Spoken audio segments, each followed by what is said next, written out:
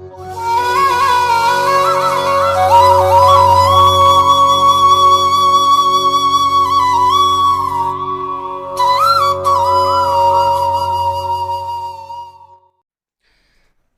चैतन्य महाप्रभु ने जिस गौड़ीय वैष्णव संप्रदाय की आधारशिला रखी थी, उसके संपोषण में उनके शरण गोस्वामियों की अत्यंत अहम भूमिका रही।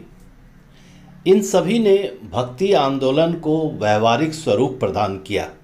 साथ ही वृंदावन के सप्त देवालयों के माध्यम से विश्व में आध्यात्मिक चेतना का प्रसार भी किया। ये छह गोस्वामी थे: श्री रूप गोस्वामी, श्री सनातन गोस्वामी, श्री रघुनाथ भट्ट गोस्वामी, श्री जीव गोस्वामी, श्री गोपाल भट्ट गोस्वामी तथा श्री रघुनाथ दास गोस्वामी। ये गोस्वामी गण अपने युग के महान विद्वान, रचनाकार एवं परम भक्त थे।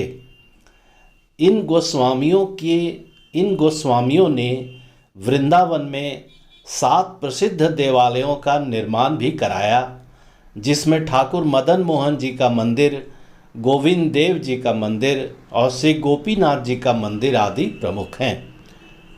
श्री जीव गोस्वामी महाराज इन 6 गोस्वामियों गणों में अन्यतम थे। उन्होंने पारमार्थिक निस्वार्थ प्रवृत्ति से युक्त होकर जन कल्याण के लिए जो अनेकानेक कार्य किए, वह अत्यंत ही सराहनीय है। श्री चैतन्य महाप्रभु के सिद्धांतानुसार हरि नाम में रुचि, जीव मात्र पर दया एवं वैष्णवों की सेवा करना उनके स्वभाव में ही था। वह मात्र 20 वर्ष की आयु में ही सब कुछ त्याग कर वृंदावन में अखंड वास करने आ गए थे। उनका भक्ति भाव, वैराग्य अद्भुत था। उन्होंने मीराबाई को रागानुगा भक्ति का रहस्य समझाते हुए उन्हें श्री कृष्ण चैतन्य स्वरूप तत्व को हृदयंगम भी कराया था। ब्रजमंडल में युगल विग्रह की उपासना का शुभारंभ भी श्री जीव गोस्वामी ने ही किया था। साधु सेवा का विधान उन्हीं के द्वारा प्रारंभ हुआ। उन्हें गौड़ीय संप्रदाय का अपने गुरु के बाद दूसरा अध्यक्ष भी बनाया गया था। श्री जीव गोस्वामी का जन्म पौष शुक्ल तृतीया संवत 1568 अर्थात सन 1511 को बंगाल के रामकेली ग्राम में हुआ था। उनके पिता का नाम श्री अनुपम गोस्वामी था। उन्होंने अपनी बाल्यावस्था में ही अपने स्वाध्याय के द्वारा विभिन्न शास्त्रों, पुराणों, वेदों व उपनिषदों आदि पर असाधारण अधिकार प्राप्त कर लिया था। वह श्रीमद् भागवत के अनन्य अनुरागी थे। उनकी शिक्षा दीक्षा काशी व वृंदावन में हुई थी। एक रात्रि की बात है, जब श्री रूप गोस्वामी अर्थात श्री जीव गोस्वामी के गुरु जब सो रहे थे, तब ठाकुर राधा दामोदर ने उन्हें यह स्वप्न दिया कि तुम अपने शिष्य व मेरे भक्त जीव गोस्वामी के लिए दामोदर स्वरूप को प्रकट करो। तुम मेरे प्रकट विग्रह को मेरी नित्य सेवा हेतु जीव गोस्वामी को दे देना।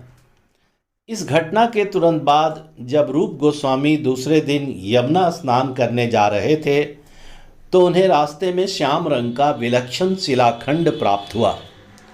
तत्पश्चात ठाकुर राधा दामोदर ने उन्हें अपने प्रत्यक्ष दर्शन देकर शिलाखंड को दामोदर स्वरूप प्रदान किया। यह घटना माघ शुक्ल दशमी संवत 1599 अर्थात सन 1542 की है।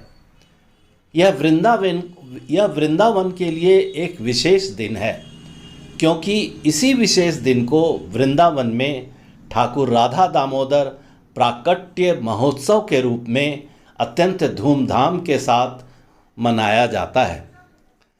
स्वप्नादेश के अनुसार श्री रूप गोस्वामी जी ने दामोदर विग्रह को अपने शिष्य जीव गोस्वामी को नित्य सेवा हेतु दे दिया और श्री जीव गोस्वामी ने इसी विग्रह को विधिवत ठाकुर राधा दामोदर मंदिर के सिंहासन पर विराजित कर दिया। जीव गोस्वामी को अपने ठाकुर राधा दामोदर के युगल चरणों से अनन्य अनुराग था। उनके रसिक लाडले ठाकुर राधा दामोदर भी उन्हें कभी भी स्वयं से दूर नहीं जाने देते थे। श्री जीव गोस्वामी जी यदि कभी उनसे दूर चले भी जाते तो कहते हैं कि उनके ठाकुर उन्हें अपनी बंसी की ध्वनि से अपने समीप बुला लेते थे। श्री जीव गोस्वामी श्रृंगार रस के उपासक थे। एक बार की बात है, सम्राट अकबर ने श्री जीव गोस्वामी को अपने दरबार में बड़े ही सम्मान के साथ बुलाया। कारण था कि वो जानना चाहता था कि गंगा श्रेष्ठ है या यमुना।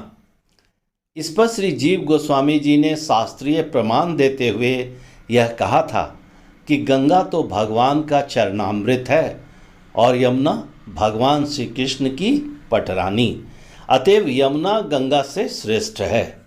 इस तथ्य को सभी तत्कालिक विद्वानों ने सहर्ष स्वीकार भी किया था। श्री जीव गोस्वामी जी ने अनेकों ग्रंथों की भी रचना की थी।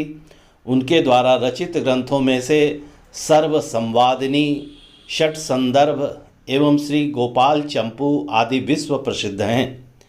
इतना ही नहीं, षट संदर्भ तो न केवल गौड़ीय संप्रदाय का अपितु विश्व वैष्णव संप्रदायों का अनुपम दर्शन शास्त्र भी माना जाता है। वस्तुतः यह ग्रंथ जीव गोस्वामी का अप्राकृत रसवाही ज्ञान विज्ञान दर्शन है।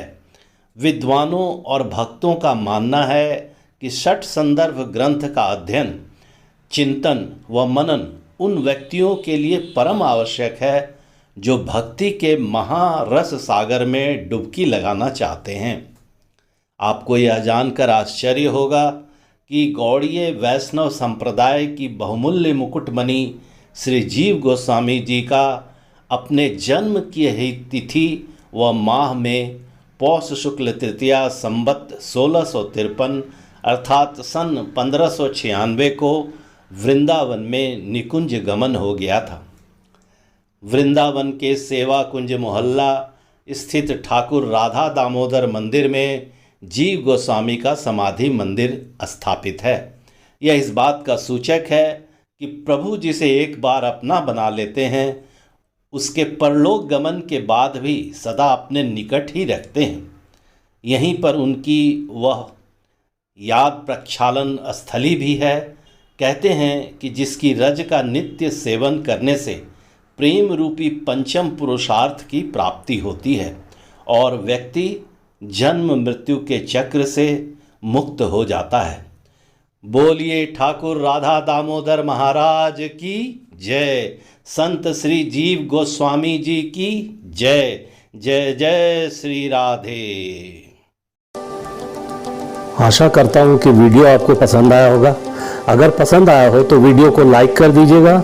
नीचे दिए गए सब्सक्राइब बटन को दबाकर चैनल को सब्सक्राइब कर दीजिएगा और हाँ, बेल आइकन यानी घंटे को जरूर बजा दीजिएगा जिससे आपको मेरी नई वीडियो का नोटिफिकेशन सबसे पहले मिल जाए। तो आज के लिए बस इतना ही।